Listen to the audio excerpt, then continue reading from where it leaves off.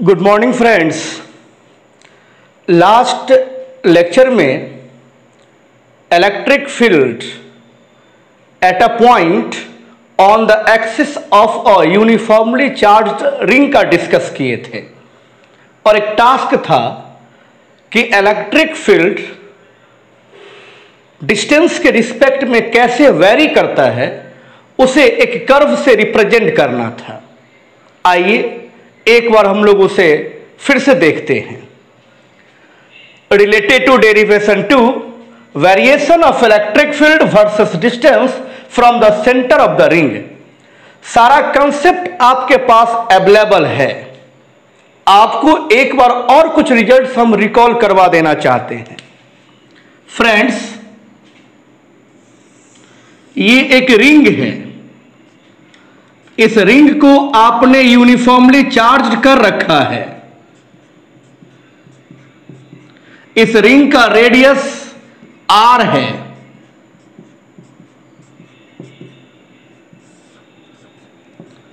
ये उसका सेंटर है।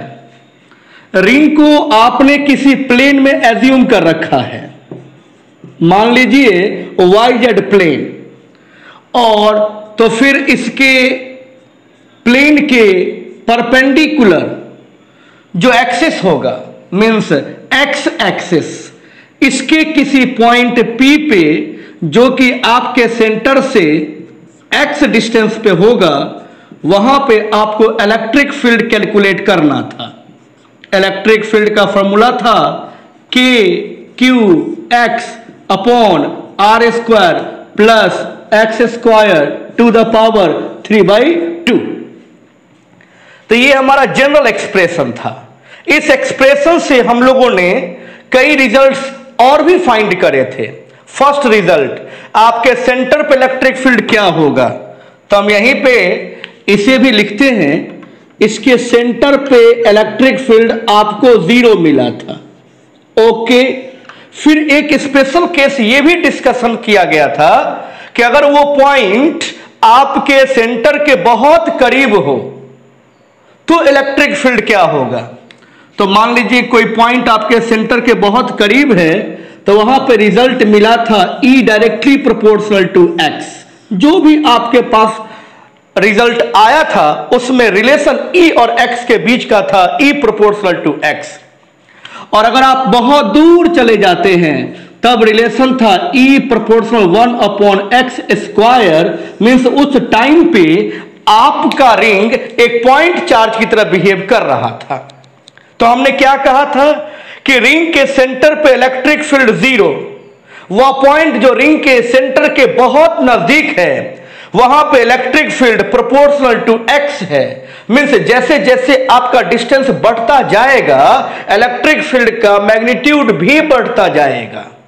लेकिन जब आप बहुत दूर हो जाते हैं रिंग के सेंटर से, तब आपका जो इलेक्ट्रिक फील्ड है वह इनवर्स स्क्वायर लॉ को ओबे करने लगता है। मींस आपके x के बढ़ने पर इलेक्ट्रिक फील्ड घटना शुरू हो जाता है। तो मुझे यह बात रिलेट करना चाहिए कि सेंटर पे उसके इलेक्ट्रिक फील्ड 0 था, उसके बाद इलेक्ट्रिक फील्ड x के डायरेक्टली प्रोपोर्शनल रिलेशन को मेंटेन करने लगा, मतलब x के बढ़ने से इलेक्ट्रिक फील्ड बढ़ने लगा। लेकिन फिर देखते हैं कि अब x के बढ़ने से इलेक्ट्रिक फील्ड घट रहा है। तो मुझे यह जानना चाहिए कि इलेक्ट्रिक फील्ड बढ़ना और घटना किस टाइम से शुरू हुआ, इलेक्ट्रिक फील्ड का बढ़ना कब तक हुआ, इलेक्ट्रिक फील्ड अचानक से घटना किस पॉइंट से शुरू किया, इस एक्स एक्सिस पे वो कौन सा लोकेशन है जहां पर आपका इलेक्ट्रिक फील्ड मैक्सिमम हुआ, ताकि उससे पहले इलेक्ट्रिक फील्ड बढ़ता हुआ मुझे मिल रहा था और उस पॉइंट के बाद इलेक्ट्रिक फील्ड घटता हुआ मिल रहा है। बस यही एक काम करना था और बहुत लोगों ने किया है। तो क्या करना होगा, हमारे पास इलेक्ट्रिक फील्ड का जो जनरल एक्सप्रेशन है उसे डिफरेंशिएट करना होगा। किसके रिस्पेक्ट में, इस x के रिस्पेक्ट में। ये x ही वेरिएबल है और उसे 0 से इक्वेट कीजिए। इसे मैक्सिमा मिनिमा थ्योरम कहते हैं। और फिर आपको मिल जाएगा x की वैल्यू जो बतलाएगा, जो ये समझाएगा कि ये वो पॉइंट है जहां पे आपका इलेक्ट्रिक फील्ड मैक्सिमम है। इससे पहले सेंटर से जब इस पॉइंट की तरफ आ रहे थे तो इलेक्ट्रिक फील्ड बढ़ रहा था, इसके बाद जब आप इन्फिनिटी की तरफ जा रहे हैं तो इलेक्ट्रिक फील्ड घट रहा है, और ग्राफ ड्रॉ कर लेंगे। फ्रेंड्स, ये आखिरी कॉन्सेप्ट है डेरिवेशन 2 का। डेरिवेशन 3 क्या होगा हम लोग अभी डिस्कस करेंगे। तो आइए, ग्राफ को कंप्लीट करना है तो इलेक्ट्रिक फील्ड मैक्सिमम किस लोकेशन पे होएगा उसे जरा फाइंड कर लेते हैं। For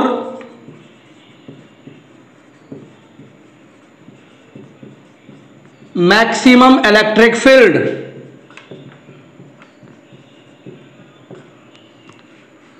we have to differentiate E with respect to x.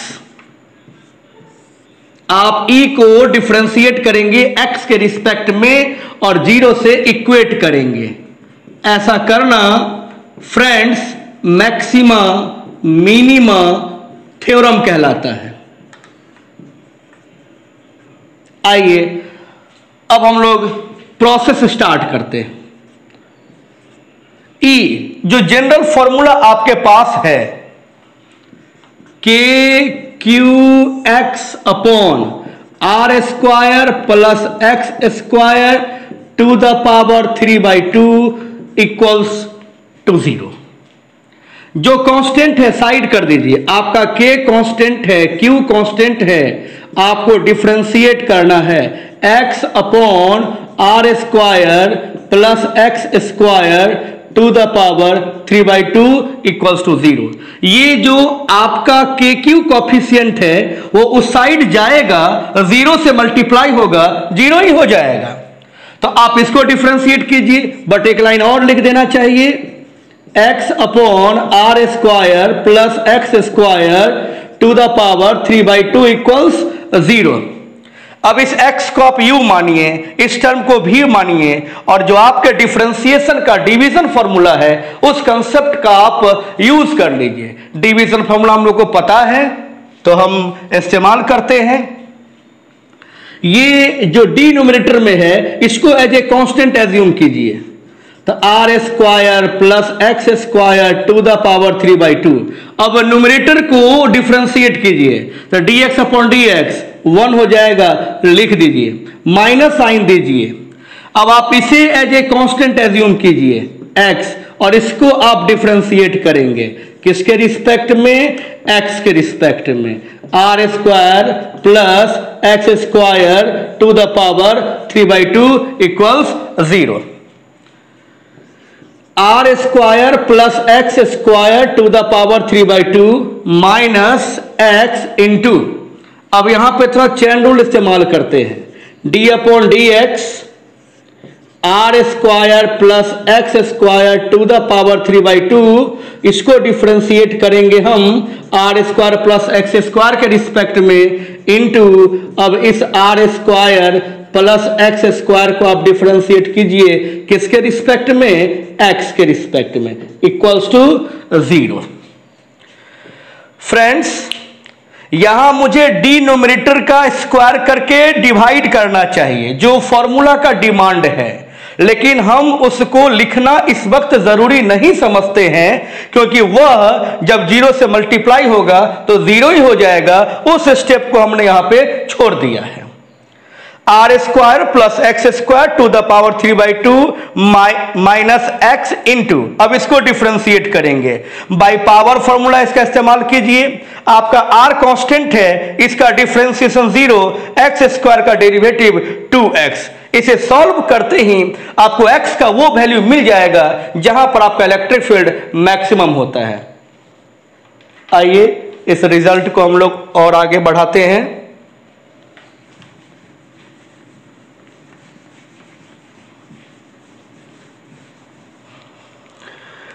Are square plus X square to the power 3/2 minus X, यहां पे यूज करते हैं पावर फॉर्मूला।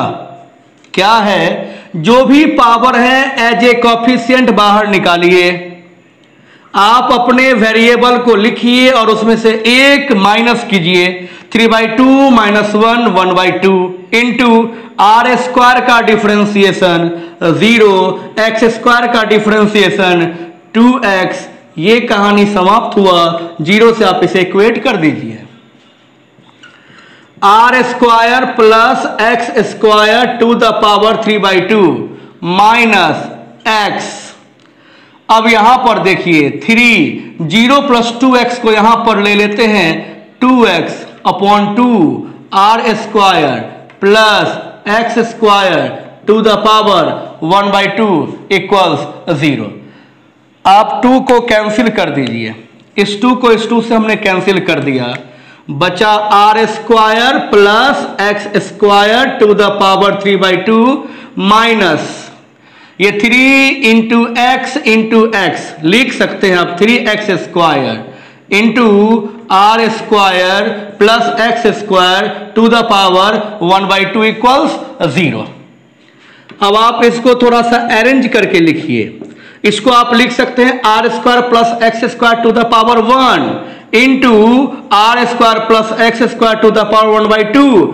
1 + 1/2 इक्वल्स 3/2। माइनस है उधर जाएगा, प्लस हो जाएगा 3x square into R square plus X square to the power 1/2।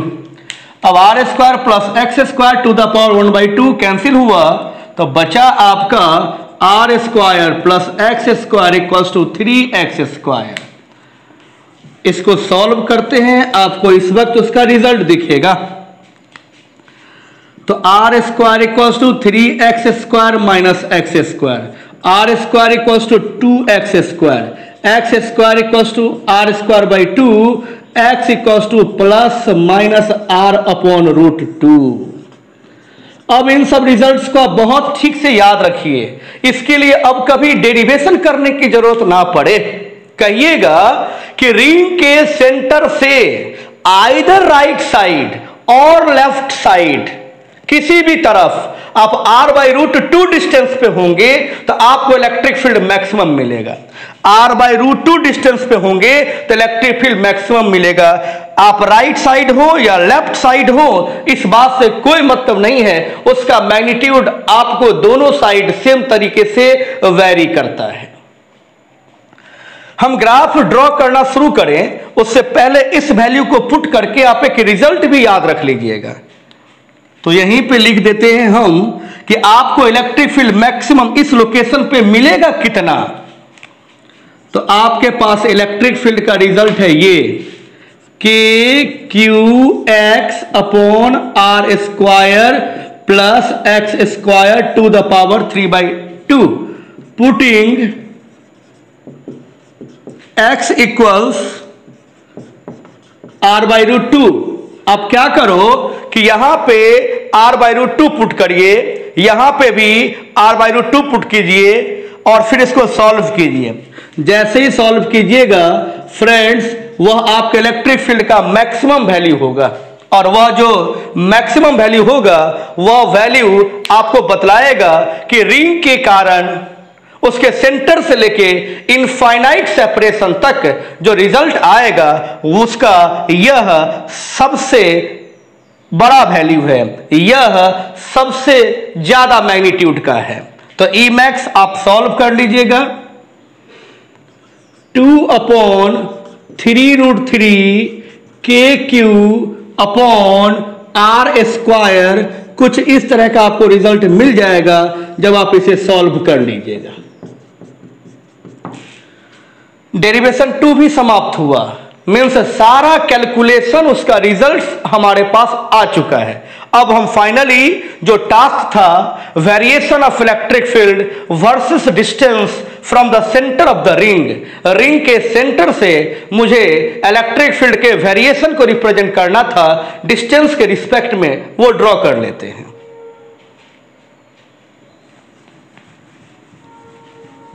ये सब जो कैलकुलेशंस है ये तो किसी भी मायने में डिफिकल्ट नहीं लगना चाहिए। अगर हम लोग 11th में थोड़ा बहुत कैलकुलस पढ़े हैं फिजिक्स क्लासरूम के अंदर तो आप इन सबों का बहुत अच्छे से प्रैक्टिस कर चुके हैं। आइए अब ग्राफ रिप्रेजेंट कर लेते हैं।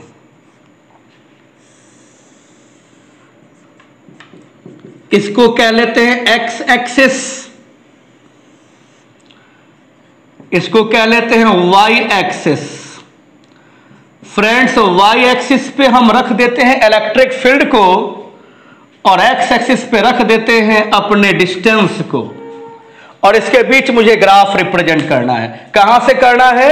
From the centre of the ring, ring के सेंटर से करना है। तो रिंग के सेंटर पे इलेक्ट्रिक फील्ड कितना है? 0 है। तो हमारा ग्राफ कहां से स्टार्ट होगा? ओरिजिन से। फिर हम जैसे ही ओरिजिन से थोड़ा आगे निकलते हैं, जो पॉइंट हमारे रिंग के सेंटर के काफी नजदीक है, इलेक्ट्रिक फील्ड एक्स के प्रोपोर्शनल है। स्ट्रेट लाइन की तरह ग्राफ आगे बढ़ना शुरू होगा, लेकिन थोड़े ही टाइम के बाद वह अपने मैक्सिमम वैल्यू को अचीव कर लेता है और फिर वह inversely proportional to X square हो जाता है। तो आप अपने मैक्सिमम वैल्यू को रिप्रेजेंट करते हुए फिर आप इस कर्व को रिप्रेजेंट कीजिए जो ई प्रोपोर्शनल 1/x² को रिप्रेजेंट कर रहा हो, तो आप रफली कुछ ऐसा ड्रॉ कर पाएंगे। देखिए, ये जो पॉइंट है हमारा, ये पॉइंट इलेक्ट्रिक फील्ड के मैक्सिमम वैल्यू को रिप्रेजेंट कर रहा है। इस पॉइंट से पहले इलेक्ट्रिक फील्ड बढ़ रहा था एक्स के बढ़ने से, और इस पॉइंट के बाद इलेक्ट्रिक फील्ड घट रहा है एक्स के बढ़ने से, और इनफाइनाइट सेपरेशन पे जाके उसका इलेक्ट्रिक फील्ड 0 हो जाएगा। ये आपका एक्स का एक वैल्यू है, कितना है? It is r/√2। ये है आप अपने रिंग के जब राइट साइड मूव करेंगे सेंटर से, लेकिन अगर रिंग के सेंटर से लेफ्ट साइड मूव करेंगे तो क्या होगा? तो लेफ्ट साइड जब मूव करेंगे तो इलेक्ट्रिक फील्ड लेफ्ट साइड दिखेगा। लेफ्ट साइड के लिए नेगेटिव साइन का यूज करते हैं, तब नेगेटिव इलेक्ट्रिक फील्ड रिप्रेजेंट कीजिए। यही जो आपका कर्व अभी फर्स्ट क्वाड्रेंट में दिख रहा है, सेम पलट दीजिए थर्ड क्वाड्रेंट में। तो इस तरीके से हम रिप्रेजेंट करते हैं। एग्जैक्टली सेम टाइप का ग्राफ होगा। ये उसके मैक्सिमम इलेक्ट्रिक फील्ड को रिप्रेजेंट करेगा। ये नेगेटिव इलेक्ट्रिक फील्ड, ये पॉजिटिव इलेक्ट्रिक फील्ड। इससे पहले आपका इलेक्ट्रिक फील्ड डिस्टेंस के बढ़ने से बढ़ रहा था, इसके बाद इलेक्ट्रिक फील्ड डिस्टेंस के बढ़ने से घट रहा है, और इनफाइनाइट सेपरेशन पे इलेक्ट्रिक फील्ड उसकी 0 हो जाएगा। तो फ्रेंड्स, ये था आपका ग्राफ जिसको कहते हैं variation of electric field versus distance from the centre of the ring. Ring का टोटल कैलकुलेशन कंप्लीट हो चुका। आपके सिलेबस में अप टू जेईई मेन और नीट तक में जो भी क्वेश्चंस रहेंगे इंक्लूडिंग बोर्ड, आपके एक एक क्वेश्चन का कंसेप्ट आपके कॉपी में चला गया।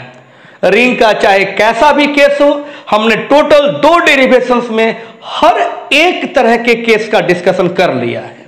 अब आपको रिवीजन करने की जरूरत है। आइए हम आज के लेक्चर में इसी डेरिवेशन 1 और 2 से रिलेटेड, मींस रिंग से रिलेटेड 1-2 न्यूमेरिकल सॉल्व करते हैं। न्यूमेरिकल सॉल्व करते ही हमारा रिंग का सारा काम समाप्त हो जाएगा और मूव करेंगे डेरिवेशन 3 में। डेरिवेशन 3 आज हम फिर आपको एक टास्क देके जाएंगे। डेरिवेशन 3 काफी इंपॉर्टेंट है। क्या है? एक डिस्क लेंगे हम। इस वक्त तक काम रिंग के वजह से कर रहे थे, आपको एक डिस्क लेना है, उसको यूनिफॉर्मली चार्ज कर देना है। वह चार्ज उसके सरफेस पे होएगा, जिस डिस्ट्रीब्यूशन को सरफेस चार्ज डेंसिटी सिग्मा से रिप्रेजेंट करते हैं। फिर उसको किसी प्लेन में रख देना है, प्लेन के परपेंडिकुलर डिस्क के सेंटर से एक एक्सिस लेना है और उसके किसी पॉइंट पे आपको इलेक्ट्रिक फील्ड कैलकुलेट करना है। ये आसान भी नहीं है और इसको डिफिकल्ट भी नहीं कहा जा सकता है। ये अगर आप करके रखेंगे तो समझिए कि आपका इस वक्त कंसेप्ट बहुत बेहतर हो चुका है। और इसके बाद हम आखिरी डेरिवेशन में इंटर करेंगे जहां बात रॉड की होगी। तो इस वक्त आपको 3 ही तरह का कैलकुलेशन सिखलाना है। ऑब्जेक्टिव क्वेश्चन से लेके लॉन्ग क्वेश्चन तक बहुत सारे क्वेश्चंस यहां से बनते हैं। Ring, disc and rod. Ring हो चुका है, आज के क्लास में कंप्लीट हो जाएगा। डिस्क हम कल कंप्लीट करेंगे और उसके बाद 1-2 क्लास रॉड चलेगा। फिर हम कुछ क्वेश्चन के लिए निश्चिंत हो जाएंगे कि आपके बोर्ड में इस टॉपिक से जैसा भी क्वेश्चन होगा आप फ्रीक्वेंटली उस क्वेश्चन को सॉल्व कर सकेंगे। तो आइए अब इस पर बेस्ट एक दो अच्छे क्वेश्चन का डिस्कशन करें। और डीपीपी 4, 5 और 6 जो आपको दिया गया है, अब आप जहां तहां से अटेम्प्ट लेना शुरू कर दीजिए। रॉड जैसे ही हम कंप्लीट करेंगे फिर हम सारे अच्छे क्वेश्चंस का डिस्कशन करना शुरू करेंगे। ओके, आइए न्यूमेरिकल्स देखते हैं।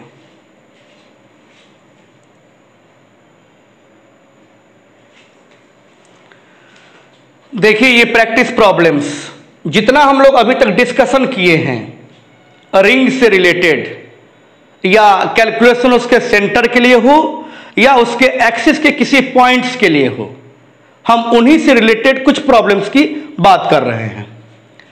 Practice problems. First, 2 charged rings each of radius r, 2 charged rings each of radius r with the charges q1 and q2 are placed parallel with separation x between their centers. Find electric field at the center of the rings. दो ring लीजिए, जैसे आप इसे एक ring assume कर सकते हैं और इसे आप दूसरा रिंग एज्यूम कर सकते हैं। दोनों रिंग को एक दूसरे के पैरेलल रख देना है, लाइक दिस। पहले रिंग को आप चार्ज दीजिए Q1, दूसरे रिंग को चार्ज दीजिए Q2, और दोनों रिंग के बीच का जो डिस्टेंस है सेंटर से सेंटर तक वो x है। तो कह रहा है कि दोनों रिंग के सेंटर पे इलेक्ट्रिक फील्ड की वैल्यू कितनी होगी, आपको ये कैलकुलेट करना है। दो रिंग लीजिए, दोनों रिंग के बीच का separation from centre to centre x लीजिए। पहले रिंग को चार्ज Q1 दीजिए, दूसरे रिंग को चार्ज Q2 दीजिए, और फिर दोनों रिंग के सेंटर पे इलेक्ट्रिक फील्ड कैलकुलेट कीजिए। इससे सिंपल क्वेश्चन नहीं हो सकता है। जितने अच्छे तरीके से हम लोग थ्योरी पढ़े हैं उस बेस पर यह क्वेश्चन काफी सिंपल है। 2 charged rings each of radius capital R with the charges Q1 and Q2 are placed parallel with separation x between their centers. Find electric field at the centers of the rings.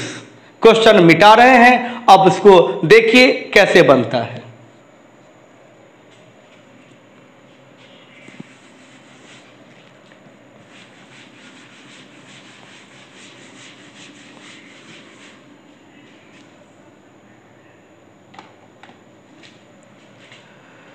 दो ring ले लेते हैं,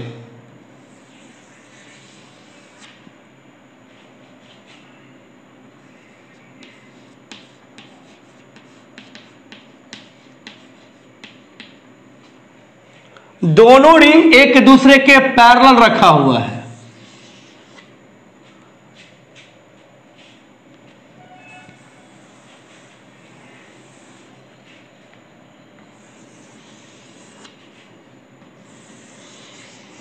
मान लीजिए parallel कहने का मतलब कुछ इस तरीके से रखा हुआ है। इसका भी रेडियस r है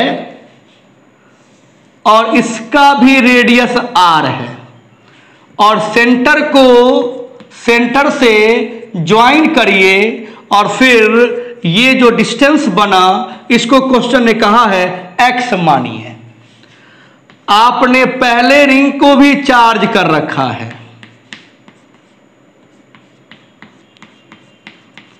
यूनिफॉर्मली चार्ज्ड है। क्वेश्चन में अगर कोई मैसेज ना हो तो ये अंडरस्टूड होता है कि आपके रिंग को यूनिफॉर्मली चार्ज किया गया है। इसका जो अमाउंट ऑफ चार्ज है वो Q1 है और इसका जो अमाउंट ऑफ चार्ज है वो Q2 है। सिचुएशन आप ठीक से देख लीजिए। सिचुएशन हमारा कंप्लीट हुआ। अब क्वेश्चन कह रहा है कि इस पॉइंट पे इलेक्ट्रिक फील्ड क्या होगा। इसको O और इसको O डैश कह लेते हैं। तो according to question we have to find electric field at point O and we have to find electric field at point O dash. यही हमारा 2 टारगेट है, और इससे छोटा टारगेट और क्या हो सकता है। तो इस पॉइंट पे जब इलेक्ट्रिक फील्ड कैलकुलेट करेंगे तो इसके खुद के वजह से भी होगा, इसे रिंग 1 मान लेते हैं, और इस रिंग के वजह से भी होगा।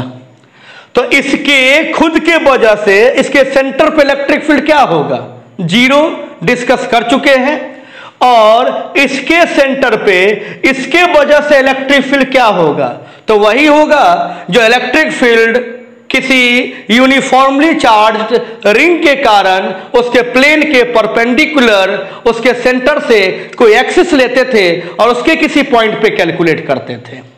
रिंग के सेंटर पे इलेक्ट्रिक फील्ड 0 और रिंग के सेंटर पे दूसरे रिंग के वजह से electric field K Q X upon R square plus X square to the power 3/2, जो कि जनरल फॉर्मूला था। अब दोनों इलेक्ट्रिक फील्ड का डायरेक्शन देख लीजिए, तो एक इलेक्ट्रिक फील्ड तो 0 ही है, तो दूसरा इलेक्ट्रिक फील्ड जो भी होगा वही इस पॉइंट का नेट इलेक्ट्रिक फील्ड हो जाएगा। यहां पर भी जब इलेक्ट्रिक फील्ड कैलकुलेट करेंगे तो दूसरे जो आपका सर्कुलर वायर है उसके वजह से इलेक्ट्रिक फील्ड तो 0 होगा, लेकिन यहां पर इलेक्ट्रिक फील्ड पहले वायर के वजह से होगा। तो यहां पे इलेक्ट्रिक फील्ड पहले सर्कुलर वायर के वजह से और यहां पे इलेक्ट्रिक फील्ड दूसरे सर्कुलर वायर के वजह से। आप रिजल्ट लिख दीजिए। तो हम यहां पे लिखते हैं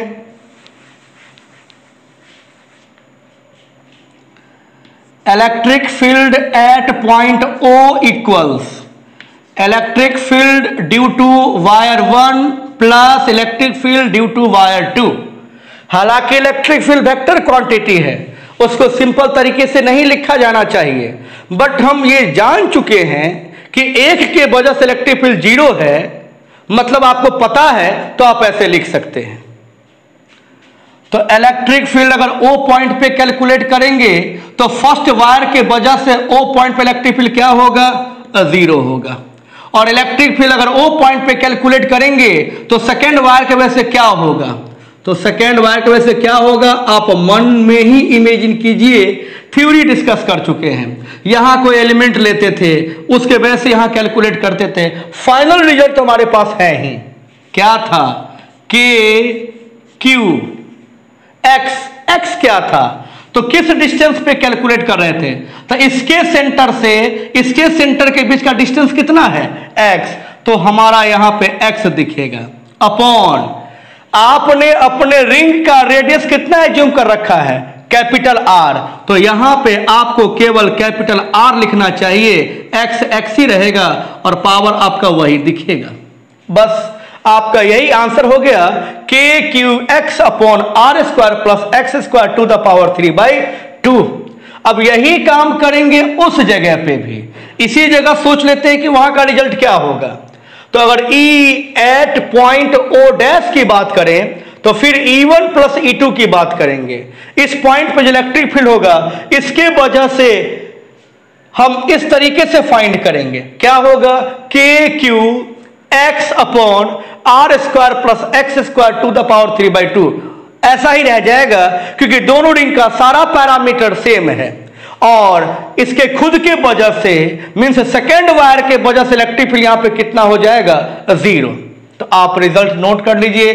फिगर यहां से हटा देते हैं, इसका काम हो चुका।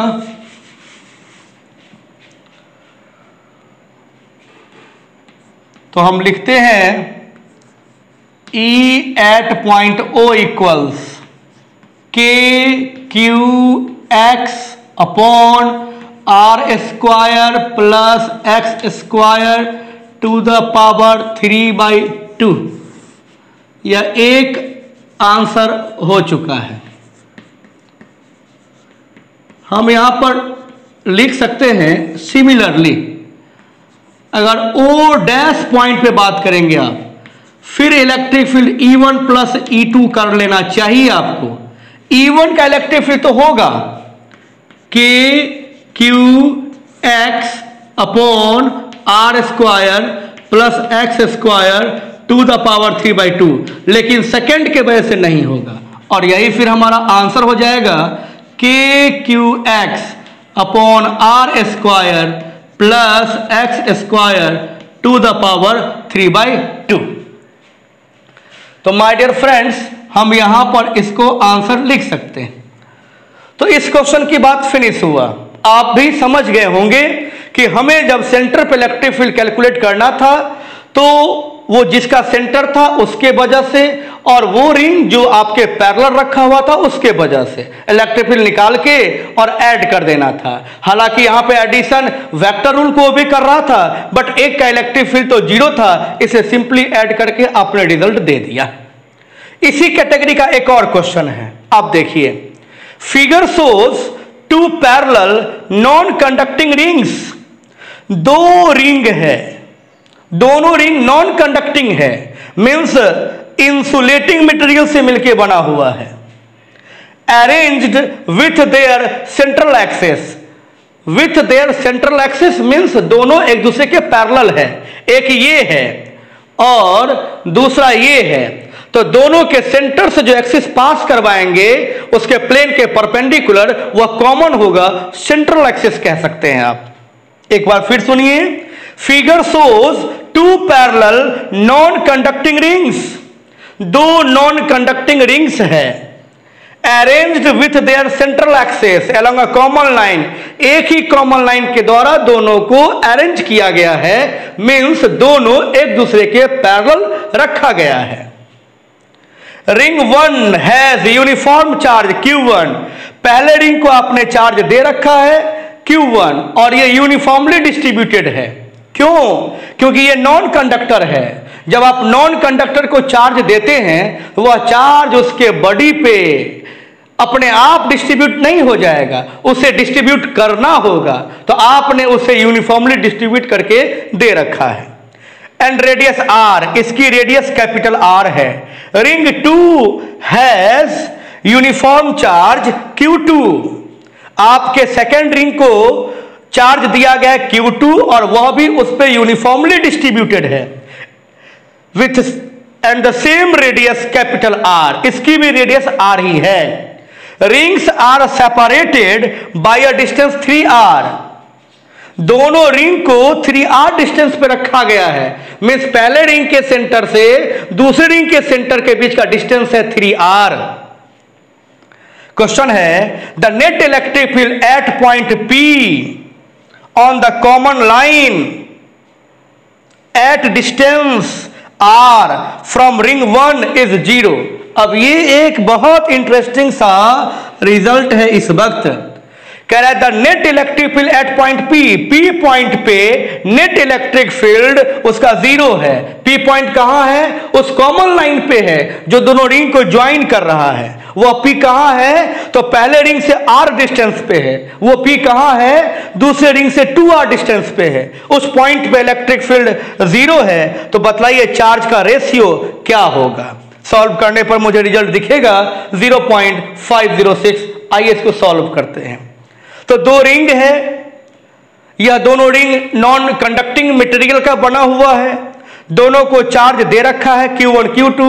हालांकि ये यूनिफॉर्मली डिस्ट्रीब्यूटेड है, दोनों की रेडियस सेम है, दोनों के बीच का डिस्टेंस 3R है। पहले रिंग से R डिस्टेंस पे या दूसरे रिंग से 2R डिस्टेंस पे एक पॉइंट P है जहां पर इलेक्ट्रिक फील्ड 0 है। तो बतलाइए दोनों रिंग को दिया गया जो चार्ज है उनका रेशियो क्या है? देखते हैं।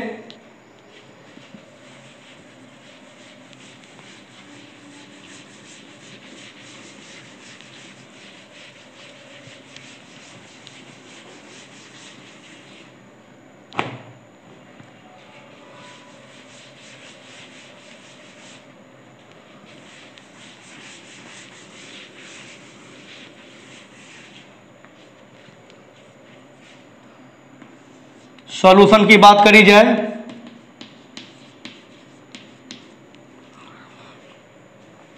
ये रिंग है, ये दूसरा रिंग है, दोनों रिंग को चार्ज कर दिया गया है।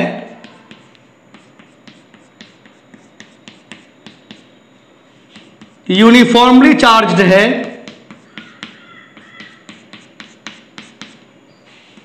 दोनों रिंग का रेडियस सेम है, ये उसका सेंटर, इसका भी रेडियस R, ये इसका सेंटर ओ डैश कह लीजिए।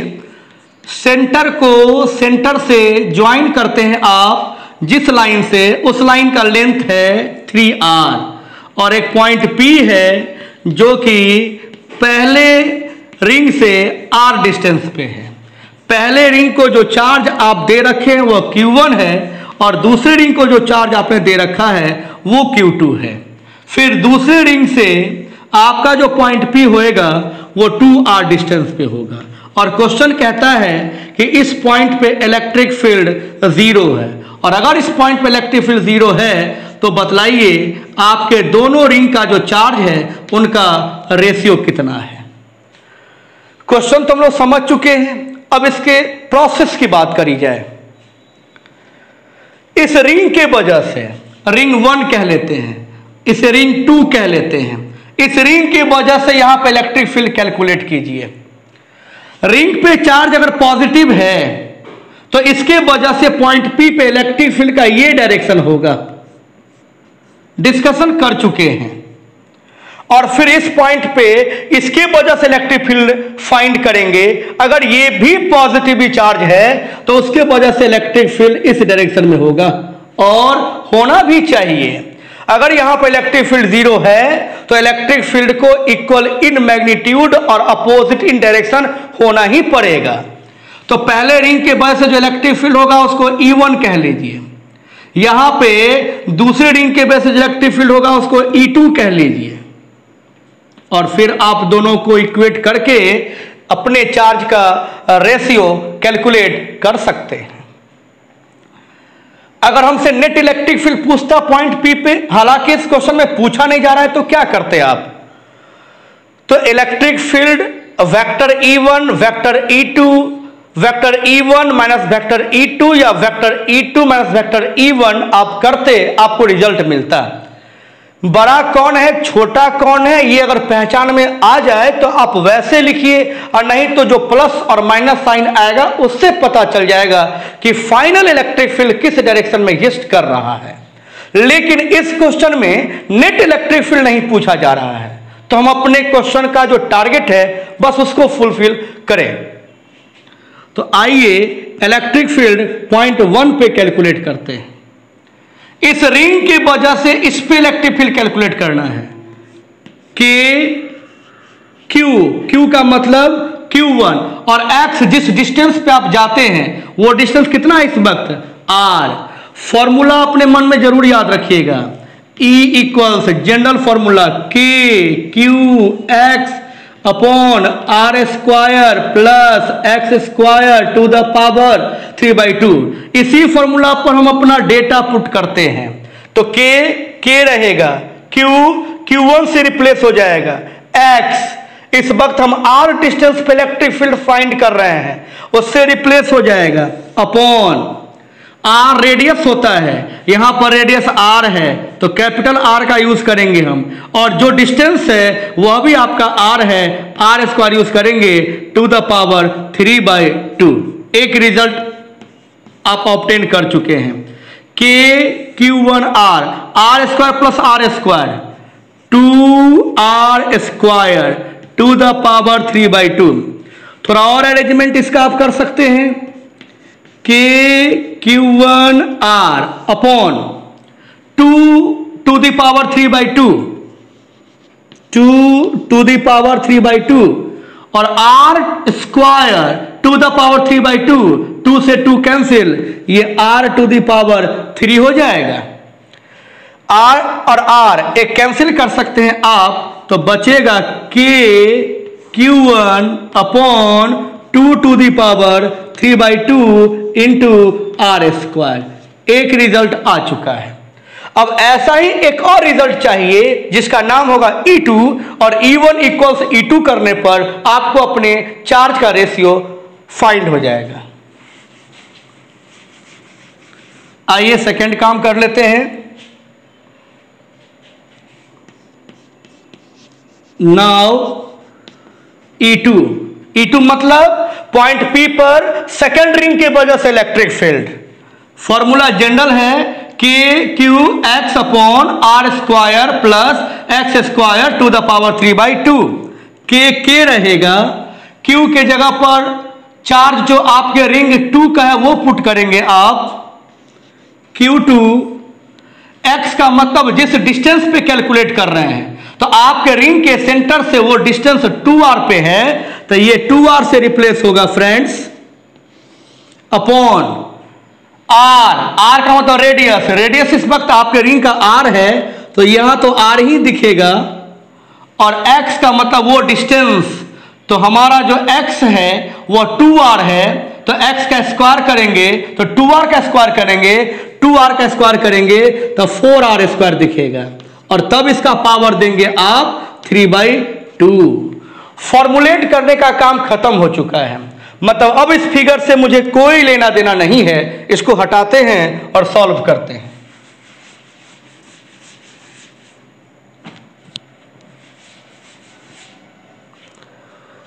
तो आप लिखिए E2 equals 2 into K into Q2 into R। मैंने 2 को पहले लिख लिया, K Q2R, मर्जी जैसे लिखना चाहें आप, R square plus 4R square, it is 5R square to the power 3/2, 2 into K into Q2 into R upon 5 to the power 3/2, और ये स्क्वायर इससे कट जाएगा, बचेगा R to the power 3। Final statement हम कुछ ऐसा लिख सकते हैं, ये R से एक R कैंसिल कर सकते हैं आप, 2k Q1 5 to the power 3/2 इंटू R स्क्वायर, इक्वेशन 2। फ्रेंड्स, अगर हमारा इलेक्ट्रिक फील्ड पॉइंट P पे 0 है, इसका मतलब है कि इलेक्ट्रिक फील्ड E2 और इलेक्ट्रिक फील्ड E1 दोनों इक्वल इन मैग्नीट्यूड है और अपोजिट इन डायरेक्शन है। तो डायरेक्शन अपोजिट है, वो फिगर में दिखला चुके हैं, अब उसके मैग्नीट्यूड को इक्वल करना होगा, तब इलेक्ट्रिक फील्ड के 0 होने का पूरा कंडीशन इस्तेमाल हो सकेगा, और ऐसा करते ही चार्ज का रेशियो मालूम हो जाएगा।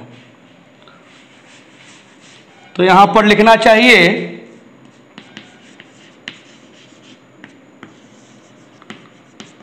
फ्रॉम इक्वेशन 1 एंड 2, इक्वल करिए E1 इक्वल्स E2। क्यों करेंगे? क्योंकि इलेक्ट्रिक फील्ड पॉइंट P पर 0 दिया हुआ है, और 0 होने के लिए ऐसा तो होना ही पड़ेगा। तो E1 का रिजल्ट हमारे पास यहां पे लिखा हुआ है, ये है आपका E1, ये हमारे पास E1 है। इसको हम इक्वल करते हैं E2 से, जो रिजल्ट इस वक्त यहां पे है, 2k Q2 upon 5 to the power 3/2 इंटू R स्क्वायर। सॉल्व करना चाहिए। अब R स्क्वायर कैंसिल हो गया, K और K कैंसिल हो गया, तो फ्रेंड्स Q1 इधर वाले Q2 को यहां ले आइए, इक्वल्स ये 2 रहने दीजिए, और ये उधर चला जाएगा, 2 टू द पावर 3/2, और नीचे 5 टू द पावर 3/2। 2 पे पावर कितना, नहीं कुछ तो 1 प्लस 3/2 कितना हो जाएगा, 5/2, तो 2 to the power 5/2, 2 plus 3 5/2 upon 5 to the power 3/2। अब इसे आप सॉल्व कीजिएगा तो जो रिजल्ट था 0.506, ये चार्ज का रेशियो आपको मिल जाएगा। ऐसे भी हम लोग छोड़ सकते हैं और आप इसे वहां तक लिख सकते हैं। तो मुझे लगता है कि आप अगर ये 3-4 क्लास रेगुलरली ऑब्जर्व कर रहे हैं, ठीक तरीके से आप वीडियो को सुन रहे हैं, तो रिंग से रिलेटेड कैसा भी थ्योरेटिकल न्यूमेरिकल क्वेश्चन होगा, आप ईच एंड एवरी क्वेश्चन को सॉल्व कर सकते हैं, क्योंकि जितने टाइप का क्वेश्चन बन सकता है बोर्ड के लिए, जेईई मेन के लिए और नीट के लिए हमने एक एक करके सारे क्वेश्चन का डिस्कशन खुद ही कर दिया है। हम ये नहीं कहते कि इसके अलावा और क्वेश्चन नहीं बनता है, बनता होगा, लेकिन कैसा भी क्वेश्चन होगा हमारे इस क्लासरूम के थ्योरी से अलग नहीं दिखेगा। बस इसकी प्रैक्टिस आपको ठीक से करनी है, नोट्स आपको रेगुलरली ठीक से तैयार करते रहना है। हमारा रिंग का काम खत्म हो गया। आज का क्लास हम यहीं पे एंड करेंगे, बट एक टास्क दे करके, और टास्क किसने कितना अच्छा बनाया व्हाट्सएप पे जरूर इसका रिस्पॉन्स दीजिए, क्योंकि इस टास्क का जो आंसर होगा वह आपको ब्रिलियंट ऑफ द वीक बना सकता है। आप बेहतरीन इस वीक में वर्क किए, यह इस टास्क से डेफिनेटली पता चलेगा। तो क्या है टास्क, वो सुनिए। एक डिस्क लीजिए आप, ₹1 का कॉइन एक डिस्क का एग्जांपल है। इस डिस्क के सरफेस को चार्ज दिया गया है और वह चार्ज इसके सरफेस पे यूनिफॉर्मली डिस्ट्रीब्यूटेड है। ऐसे डिस्ट्रीब्यूशन को सिग्मा से रिप्रेजेंट करते हैं। इसका जो रेडियस होगा उसको आप आर कह लीजिएगा। इसे किसी ना किसी प्लेन में रख दीजिएगा, लाइक YZ प्लेन, और इसके सेंटर से इसके प्लेन के परपेंडिकुलर एक एक्सिस लीजिएगा, लाइक X एक्सिस, और उसके किसी पॉइंट P पर आपको इलेक्ट्रिक फील्ड कैलकुलेट करना है जो आपके सेंटर से वह X डिस्टेंस पे होएगा। ये डिस्क का केस है। एक जनरल फॉर्मूला मिलेगा और उसका एक स्पेशल केस है। थोड़ा जरूर टिपिकल होगा, बट आप पीछे के लेक्चर्स को बहुत अच्छे तरीके से समझे हैं, तो यहां आप अपना दिमाग इस्तेमाल कर सकते हैं, क्वेश्चन आप सॉल्व कर सकते हैं, बट एक पॉजिटिव अटेम्प्ट तो बनता ही है। तो फ्रेंड्स, आप इस पर मेहनत कीजिए, अच्छा खासा समय दीजिए। हम कल मिलते हैं इस टॉपिक के डिस्कशन के लिए। Okay, thanks, good bye.